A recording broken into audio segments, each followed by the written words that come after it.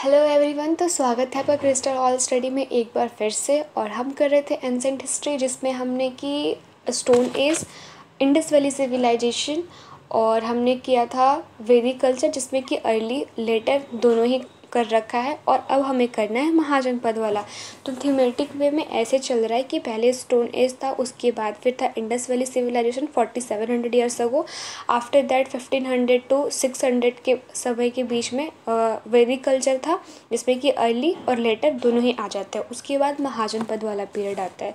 महाजनपद exactly होता क्या है, देखो, जैसे कि हम अगर किंग्स के बारे में बात करें ना, तो अर्ली वैदिक के समय में किंग को जना कहते थे, लेटर वैदिक के समय में जनपदा कहते थे।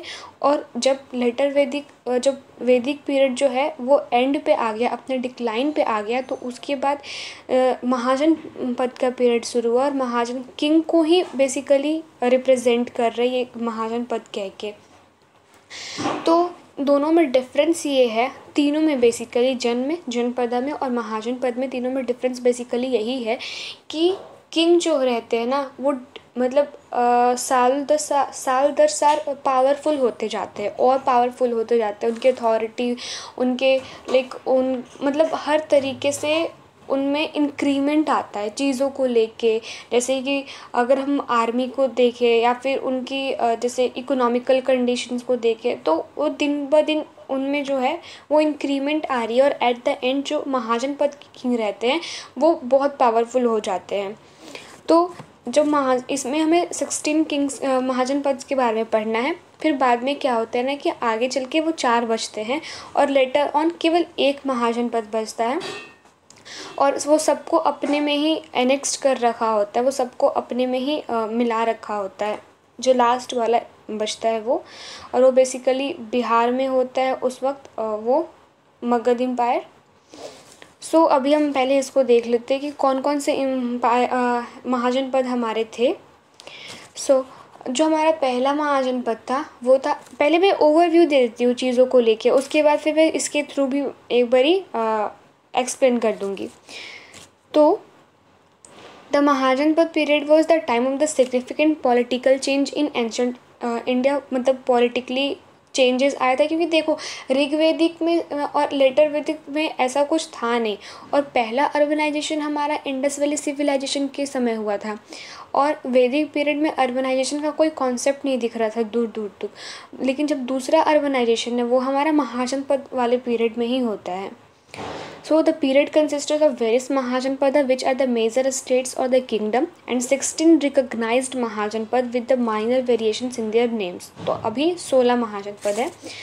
और हाँ, एक बात और, ये अगर इनका हम पॉलिटिकल स्ट्रक्चर देखें महाजनपद का, तो 2 तरीके से था। एक तो मोनार्कियल स्टेट था, मतलब कि हेरिडेटरी के थ्रू ऐसे किंग आ रहे थे। और दूसरा था रिपब्लिकन फॉर्म ऑफ गवर्नमेंट। इसमें क्या था ना कि जैसे किंग को ना, मतलब जो अथॉरिटी थी, मेन जो अथॉरिटी थी, जो किंग थे वो इलेक्ट होकर जा रहे थे, मतलब इलेक्टेड किंग थे। तो मोनार्कियल स्टेट में अंगा, मगध, काशी, कोसाला, वत्स, छेदी, सौरसेना, मत्स्य, अवंती और गांधारा, ये जितने भी है वो इसमें मोनार्कियल फॉर्म ऑफ गवर्नमेंट था। जबकि वज्जी, मल्ला, कुरु, पांचाल, कंबोजा, साक्य, कोलियास और मौर्य, इसमें जो थे वो रिपब्लिकन फॉर्म ऑफ गवर्नमेंट थे।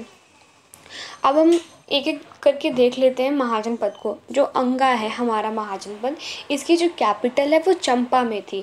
और चंपा बेसिकली प्रेजेंट डे में बिहार में है। जो बिहार का मुंगेर और भागलपुर वाला जो रीजन है ना, उसी को चंपा कहते हैं। अगर इसके बारे में अगर और जाने तो ये ट्रेड और कॉमर्स के लिए जाना जाता था। और अंगा का जो नाम है वो अथर्ववेदा में भी मेंशन है, साथ ही साथ जैन टेक्स्ट में भी इसका नाम मेंशन है। बाद में ये जो अंगा है वो मगध द्वारा एनेक्स्ड कर लिया जाता है, और उस समय मगध एम्पायर के जो रूलर थे वो बिंबिसार रहते हैं। फिर है मगध। मगध का जो कैपिटल है वो राजगृह और पाटलिपुत्र है। ये जो प्रेजेंट है राजगीर है, इसी का पुराना नाम था राजगृह। राज मतलब राजा और गृह मतलब घर, मतलब कि राजा का घर, इसलिए इसका पूरा नाम है राजगृह। बाद में वो चेंज हो जाता है, अभी मतलब राजगीर के नाम से उसको जानते हैं। और उसके बाद फिर जब आगे रूलर आते हैं ना मगध एम्पायर में, तो वो अपने कैपिटल को शिफ्ट कर देते हैं राजगीर से पाटलिपुत्र तक। और आगे हमें ये भी पढ़ने को मिलेगा ना कि जैसे कि एट द एंड केवल एक ही एम्पायर बचता है और वो रहता है मगध एम्पायर। तो वो इतने लंबे समय तक सस्टेन क्यों कर पाता है? तो इसका बहुत सारा कारण है, जैसे कि उसमें ज्योग्राफिकल रीजंस भी हैं। उनकी मतलब ज्योग्राफी है वो सपोर्ट करती है लास्ट तक सस्टेन करने में, साथ साथ ही किंग का भी उसमें रोल रहता है। अगर हम ज्योग्राफिकल रीजंस की बात करें तो जैसे कि पहले तो उसका कैपिटल था राजगृह में। तो राजगृह जो था मतलब कि प्रेजेंट डे वाला राजगीर, वो कैपिटल था बीच में और बाकी चारों तरफ से माउंटेन्स और हिल से सराउंडेड था। तो वहाँ पे अटैक वगैरह करना काफ़ी मुश्किल था। तो जब कैपिटल अगर सेफ है तो वो पूरा स्टेट सेफ है। वो कह सकते हैं कि पहले अगर कोई भी किसी को किसी पे अटैक करना होगा तो पहले वो कैपिटल सिटी पे ही करेगा। प्रेजेंट डे में भी हम इसको कोरिलेट करके समझ सकते हैं कि अगर किसी स्टेट को बर्बाद करना, किसी कंट्री को बर्बाद करना हो तो पहले उसके स्टेट पे हमला बोलेंगे। अगर उसका स्टेट ख़त्म, क्योंकि जितना भी एडमिनिस्ट्रेटिव चीज़ें हो रही होती है तो वो सब वहीं पे हो रही होती है, मतलब उसका लेखा जोखा जो भी रहता है वो वहाँ पे रहता है। Capital matters a lot information of a state. So ये जो था वो तो राजगृह जो था वो चारों तरफ माउंटेन से था प्रोटेक्टेड, तो वहाँ पे अटैक वगैरह करना मुश्किल था। तो वो, और जब ही ये राजगृह से पाटलिपुत्र में शिफ्ट हुआ, पाटलिपुत्र प्रेजेंट डे पटना है, पटना का पुराना नाम पाटलिपुत्र था। तो जो पाटलिपुत्र था वहाँ पे रिवर थी गंगा और सोन भी आके नीचे से मिलती है ऊपर की तरफ। तो जो पाटलिपुत्र वाला कैपिटल था वो सराउंडेड था रिवर वाटर से, तो वो भी प्रोटेक्टेड था। तो ये ज्योग्राफिकल सपोर्ट है कैपिटल के लिए या फिर उस एम्पायर के लिए जो कि वो सस्टेन करके रखती है। अगर और हम जैसे कि बात करें तो मैंने अभी बताया था कि अंगा जो है उसकी कैपिटल चंपा में थी, वो भी बिहार में है। और ये जो मगध है, मगध की जो कैपिटल है राजगृह पाटलिपुत्र, ये सब भी बिहार में ही है। तो मगध और अंगा है, इसको जो सेपरेट करती है वो एक रिवर सेपरेट करती है और उस रिवर का नाम है चंपा। क्योंकि दोनों ही मिडिल बिहार के आसपास में ही आते हैं तो उनको चंपा रिवर ऐसे सेपरेट करती है। तो तीसरा हमारा है जो वो कोसाला है और इसकी जो कैपिटल है वो श्रावस्ती और अयोध्या में है। अयोध्या श्रावस्ती यूपी में आता है, ईस्टर्न यूपी वाला पार्ट में आता है। तो ये उसकी कैपिटल वहाँ पे थी। इसके कुछ इंपॉर्टेंट रूलर्स थे जैसे कि प्रसन्नजीत ये काफ़ी इंपॉर्टेंट रूलर रहा है कोशाला डायनेस्टी का। और इसकी एक बहन थी जिसका नाम था कोशाला देवी, और इसने अपनी बहन की शादी मगध के एम्पायर से कराई थी जिसका नाम था बिंबिसार। तो इनके बीच में मैट्रिमोनियल रिलेशनशिप भी हो गया था। और साथ ही साथ जब भी वो अपनी बहन की शादी कराया था तो वो मतलब कि जो मगध थे उनके किंग को जैसे कि बिंबिसारा को काशी को दिए थे एज अ डाउरी के रूप में। जो काशी जो प्रेजेंट डे का बनारस है, काशी को बनारस वाराणसी ये दोनों नाम से ही जानते हैं, तो उनको डाउरी के रूप में दिया था। पहले क्या था ना कि काशी भी एक वन ऑफ द स्ट्रॉन्गेस्ट महाजनपद में से था, बट लेटर ऑन क्या होता है कि कोसाला जो होते हैं वो काशी को एनेक्स्ट कर लेते हैं अपने में। और फिर वो जब भी शादी होता है कोशाला देवी का तो वो उसी काशी को मगध को दे देते हैं एज अ डाउरी के रूप में। ऐसे कुछ बहुत ज़्यादा एविडेंसेस नहीं मिले हमें डाउरी के उस समय में, बट हाँ उनको वो दे देते हैं। फिर बाद में क्या होता है ना, लेटर ऑन हमने आगे पढ़ेंगे कि बाद में क्या होता है कि जो मगध है वो कोसाला को भी अपने आप में एनेक्स्ट कर लेता है। अभी हम जो चौथा हमारा महाजनपद है वो है काशी। काशी का जो कैपिटल है वो है वाराणसी में, और ये गंगा और गोमती रिवर के पास सिचुएटेड है। मतलब यहाँ पे गंगा और गोमती रिवर है, और इसको हॉर्स मार्केट और कॉटन टेक्सटाइल के लिए भी जाना जाता है। और ये वन ऑफ द स्ट्रॉन्गेस्ट महाजनपद में से भी था, बट वो कन्क्वेयर कर लिया था कोसाला के द्वारा। फिर है वज्जी जिसका कैपिटल है वैशाली, और वैशाली बिहार में है। मैंने बताया था कि दो फॉर्म गवर्नमेंट हुआ करती थी, तो यहाँ पे रिपब्लिकन फॉर्म ऑफ गवर्नमेंट चला करती थी, साथ में कॉन्फेडरेसी वाली चलती थी जिसमें कि क्लैन सिस्टम होता था। और इसमें 8 क्लैंस थे जिसमें कि लिच्छावी, जंत्रिका और विदेहा, ये सब क्लैन इसमें इन्वॉल्व थे। लिच्छावीस के बारे में हम आगे भी थोड़ा डीप में पढ़ें क्योंकि ये आगे भी आता है। उसके बाद है हमारा मल्ला महाजनपदा। इसकी जो कैपिटल है वो है पावा और कुशीनारा।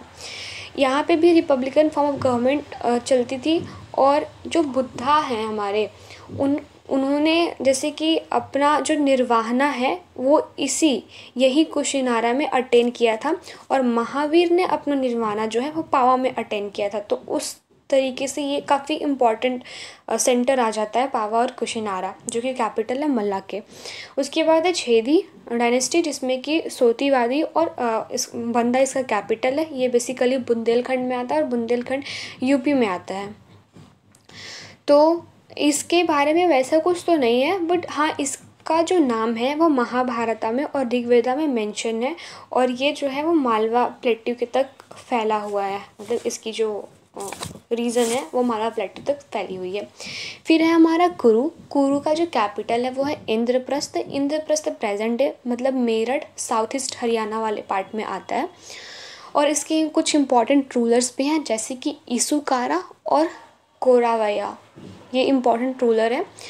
अगर हम आगे की तरफ चले तो हमारी जो अगली है महाजनपद वो है पांचाला। इसका जो कैपिटल है वो अहिशत्र और कामपल्या है। ये वेस्टर्न यूपी में आता है। यहाँ पे स्टार्टिंग में क्या था कि मोनार्कियल फॉर्म ऑफ गवर्नमेंट चलती थी, बट बाद में ये स्विच हो गए थे रिपब्लिकन फॉर्म ऑफ गवर्नमेंट में। उसके बाद फिर हमारा है वत्सा, जिसकी कैपिटल है कौशाम्बी में, और कौशाम्बी इलाहाबाद के पास में ही है। उसके बाद फिर हमारा मत्स्य, इसकी जो कैपिटल है वो विराटनगर है, जयपुर में आता है ये। तो विराटनगर फेमस इसलिए भी है ना, क्योंकि जब भी पांडवों अपने वनवास पे गए थे तो उनका 1 साल का अज्ञातवास होता है, जिसमें कि उनको अपनी आइडेंटिटी छुपा के रखनी होती है।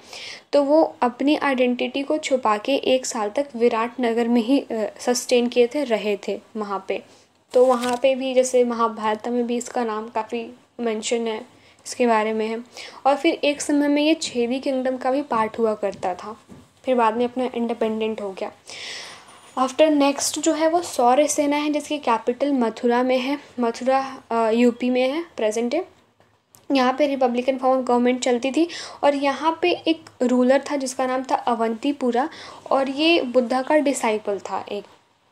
फिर हमारा जो नेक्स्ट है वो है अवंती, जिसका कैपिटल है महेशमती और उज्जैन। ये एमपी में है प्रेजेंट है। और यहाँ पे एक पावरफुल किंग था जिसका नाम था प्रयोजोत। ये बिम्बिसार के कंटेम्प्ररी वाला किंग था। फिर हमारा जो अगला ये महाजनपद है वो है असमका, जिसका कैपिटल है पैठान है। और ये जो पैठान है वो महाराष्ट्र में पड़ता है प्रेजेंट डे में।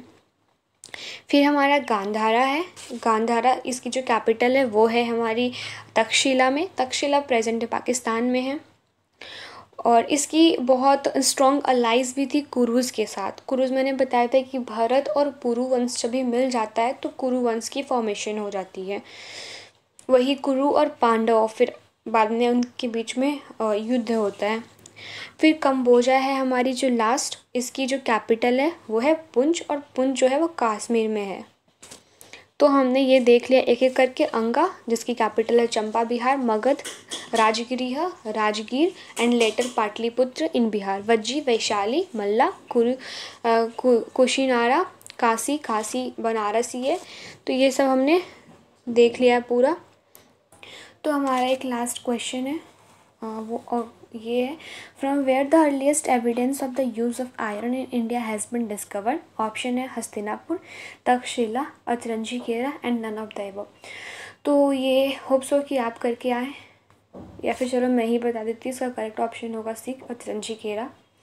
और ये हमारा आज का लेक्चर होता है कंप्लीट। अगले में हम देखेंगे इसके बारे में और डीप वे में। सो आज के लिए थैंक यू वेरी मच।